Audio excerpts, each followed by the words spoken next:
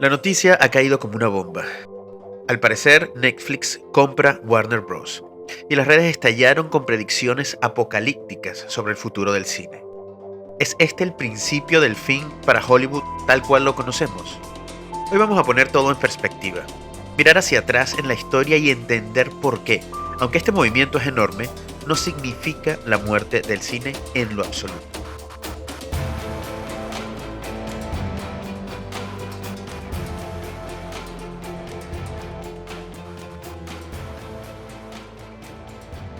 Bienvenido una vez más a mi canal, mi nombre es Mr. Do y hoy nos toca hablar sobre este tema que se ha hecho bastante ruido en las redes sociales con el hecho de que Netflix compre Warner Bros.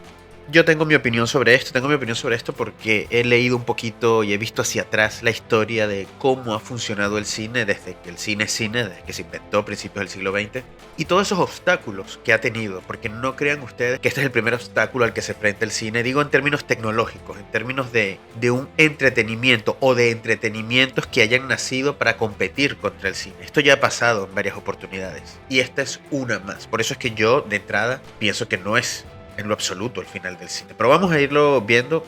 Primero que todo, por supuesto, vamos a hablar del contexto, ¿ok? Porque estamos en un momento donde en efecto el cine se ha tirado una bajada de las personas yendo a salas.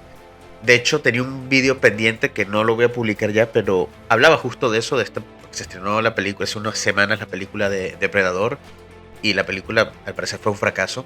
Y cosa que no entendía, porque yo decía, pero es que la película está bien.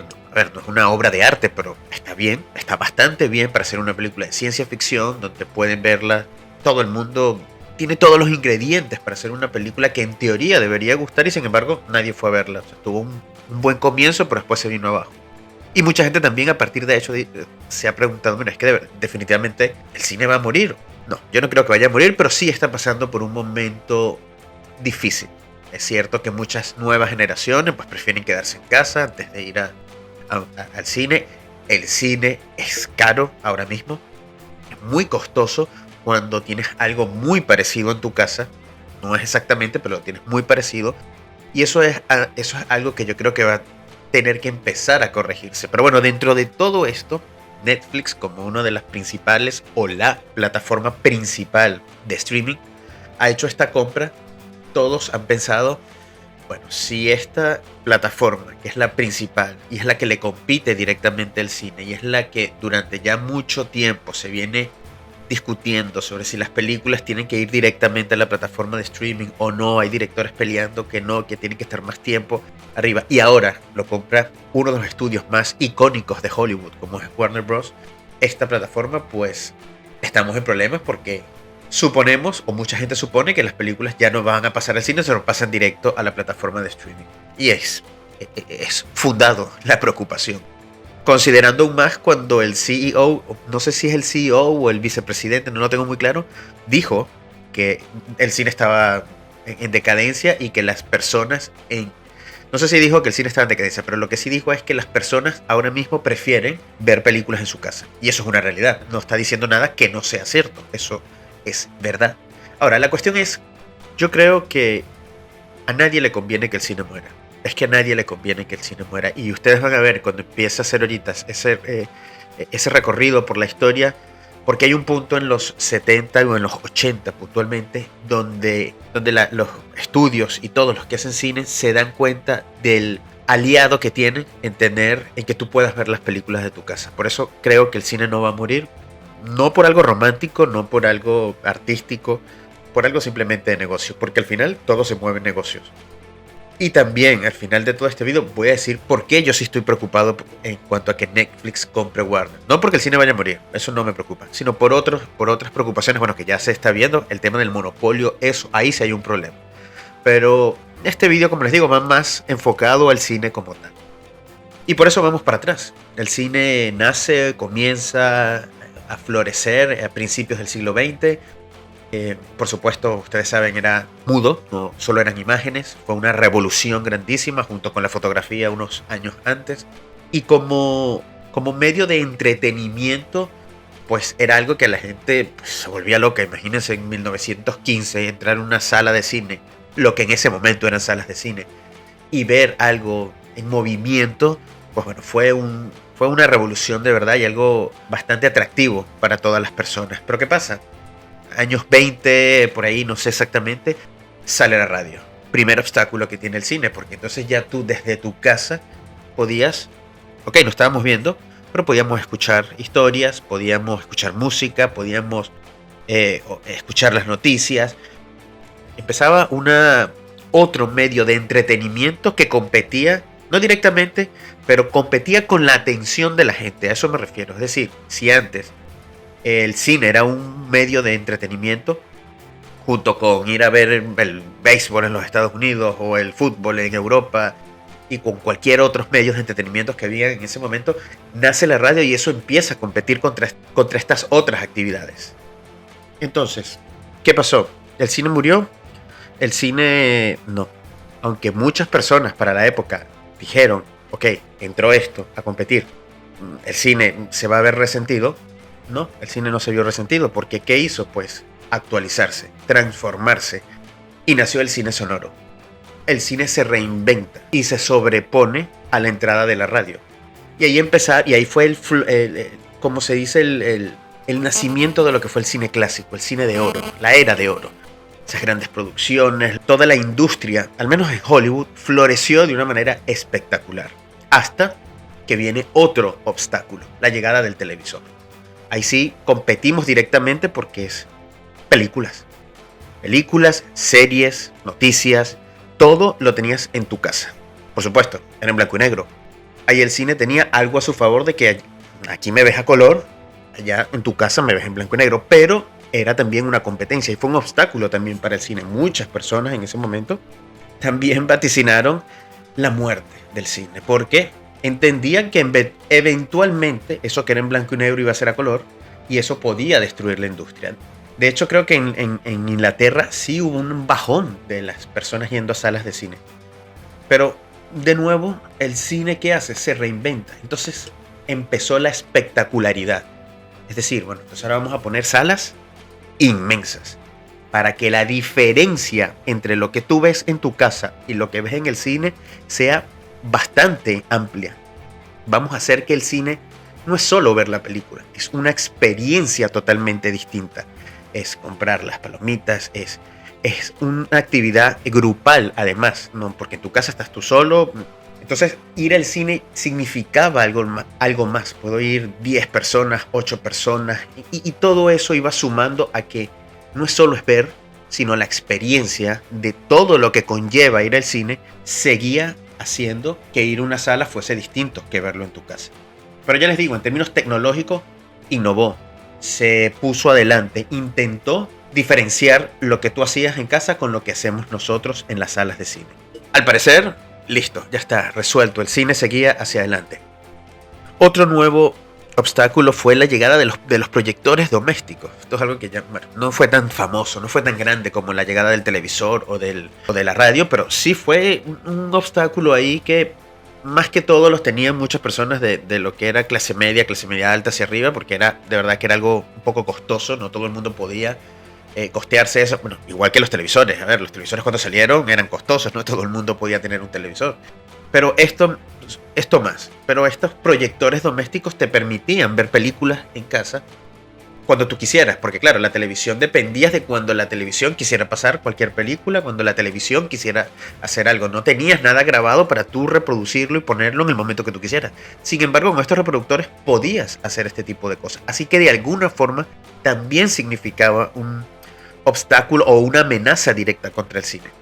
Igualmente, el cine aquí no hizo mucho porque no se tuvo que reajustar mucho, pero la misma tecnología, los mismos avances tecnológicos del cine hacían que, de nuevo, la experiencia se diferenciara demasiado, porque entonces la experiencia de espectacularidad iba por encima de la experiencia de tú verlo en tu casa nada más. Es decir, la pantalla, el reproductor, solo te podía, aunque proyectar en la pared como el cine, era una pantalla o era una imagen bastante limitada en cuanto a tamaño, no era una pared completa que podías. Entonces eso, en contraposición contra el cine, que es una pantalla inmensa, eran salas, y esto es lo que mucha gente, hoy en día se ha perdido esto, pero eran salas donde te podía caber 900 personas. Yo recuerdo haber ido a salas de cine cuando yo tenía menos de 12 años, o sea, de 12 años hacia atrás, salas de 900 personas, 800 personas. Imagínense el tamaño de la pantalla de eso, no es nada parecido a lo que está sucediendo ahorita. Pero bueno, igual el cine sobrevivió a eso y de hecho esas proyecciones murieron, porque ya para los 70, 80 ya eso casi nadie tenía eso. Yo recuerdo que mi papá tenía un proyector de estos domésticos y la verdad que eran bastante rudimentarios. Y luego llegamos a los años 80, donde yo creo que sí ha venido después el televisor, que fue muy fuerte esa competencia, otra de los grandes obstáculos que sí competía directamente y sí parecía el acabose. Y estamos hablando de la llegada del VHS o del VHS o Betamax, que fue primero, porque esto sí significaba una revolución bastante grande, porque como les digo, el televisor, pues tú dependías de que pasaran la película y punto, no podías tú decidir cuándo verla.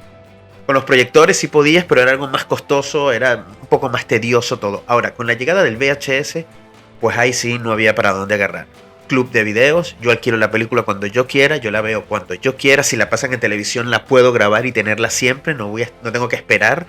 Entonces ahí el cine entró en pánico, porque aquí sí entrabas a competir directamente contra nosotros. No tenías que pagar una entrada.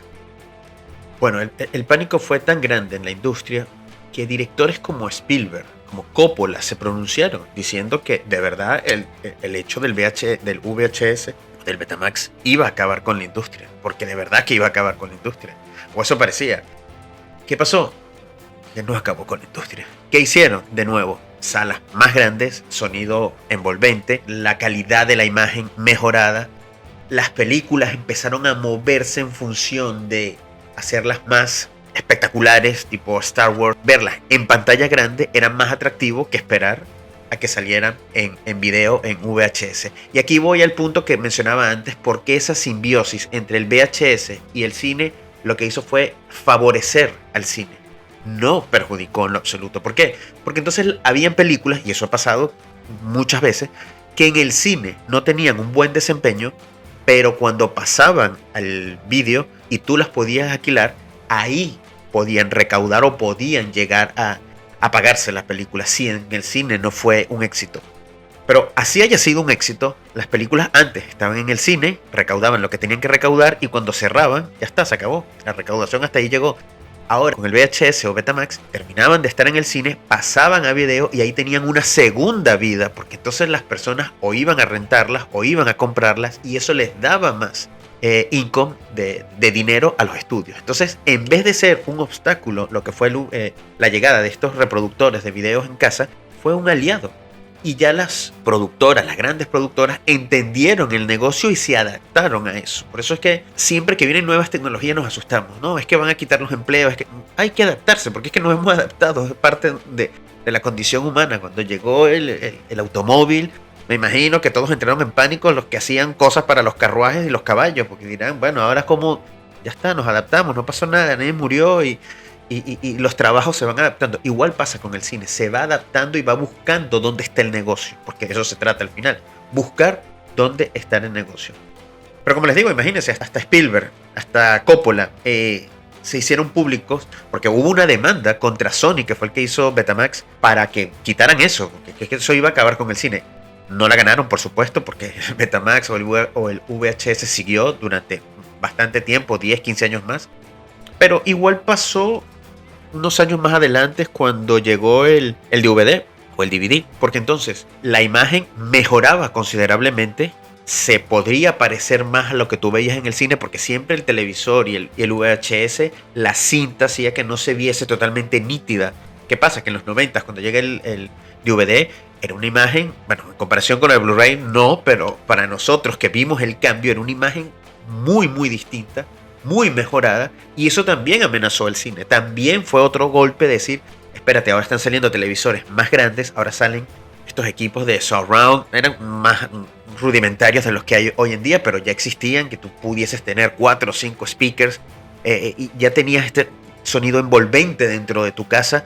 Pero claro, años antes en el cine habían desarrollado ese surround, eso comenzó en el cine, el surround y todo este sonido envolvente fue, si no me equivoco, mediados de los 80, principios de los 90. Entonces, el cine siempre ha estado como intentando no pelearse, sino ir más adelante de la experiencia que tú tienes en casa, que cada vez sea mejor. Entonces, cuando sale algún evento tecnológico o algún desarrollo tecnológico que te acerca, que acerca esa brecha, el cine inventa algo que la vuelve a alejar. Por eso les digo, entonces en los 80 pasó esto, sonido surround, pantalla gigante. En los 90 llegó el sonido surround a tu casa, pero entonces o llegó la experiencia 3D, que eso estuvo un poco de moda a principios de los 90. El sonido aún era mejorado, el Dolby, estéreo, bla, bla, bla, y todo lo que hacen esto. La imagen iba mejorando. Empezaron estas grandes salas de cines, como les decía, que antes eran de 800 personas, de 900 personas, y empezaron a decir, bueno, vamos a, en vez de que tú vayas a una sala de cine y solo tengas una opción, porque la película solo hay una sala, empezaron esas salas, no sé si se llaman multiplex, pero que de esas salas te sacaba 4 salas.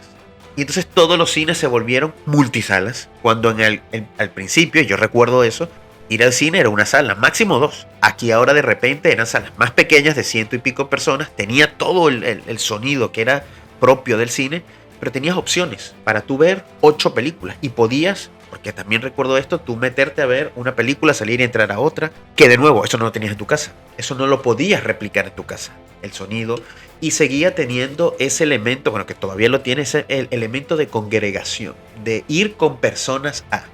Además que pasaba algo que también sucedió en la década de los 80, y eso se me olvidó mencionarlo, que era tiempo que tardaba en salir la película para video. Es decir, primero pasa por cine, está en el cine lo que tenga que aguantar, porque eso va a depender de qué tantas personas vayan a verla, y una vez que ya se agote estar en el cine, pasa un tiempo y después venía el estreno en las películas. Y eso, como les decía también, esto es por eso digo, un paréntesis ahí que se me olvidó, también eso se convertía en un evento. Yo recuerdo en el 92, cuando se estrenó Terminator 2, bueno, se estrenó en el 91, después que pasó por el cine, después era esperarla para que saliera en video.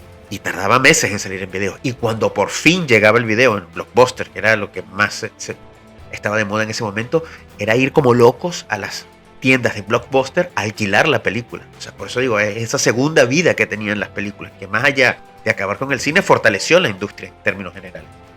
Pero después pasamos a los 2000, finales de los 90, principios de los 2000, y ahí viene una amenaza fortísima también para el cine. Y eran las descargas, cuando el internet empieza a popularizarse, toda esta fiebre por esta nueva tecnología que había, empezó a piratearse, para los de mi quinta se acordarán, con Napster, música y cine también empezó a piratearse. No es que no existiesen las piratas, ya las películas en DVD o DVD o VHS se pirateaban también, pero la calidad era tan mala que era casi imposible ver ese tipo de películas. Pero ahora, con la llegada de lo digital, también afectó al cine al empezar a piratear todas esas películas. ¿Qué pasó? Más allá de desaparecer, nacen los servicios de streaming. Los servicios de streaming es la respuesta contra los piratas. Es decir, en vez de no cobrar, porque en bajar películas nadie cobraba, ahora yo voy a hacer que tú verlas en tu casa de forma digital tengas que pagar. Y de ahí nace Netflix. Ese es el principio básico de Netflix. Es decir, yo te voy a dar eso pirata, pero vas a tener que pagar por ello. Y esa idea fundamental creo que la saca Steve Jobs, pero con la música. Cuando todo el mundo bajaba canciones de internet, él dijo, no, espérate, yo te voy a hacer una tienda para que tú pagues. ¿Por qué? Porque Apple tenía que pagar los derechos a los artistas. Igual Netflix tenía que pagar los derechos a todas las casas productoras. Así que, como les digo, siempre se ha tratado de...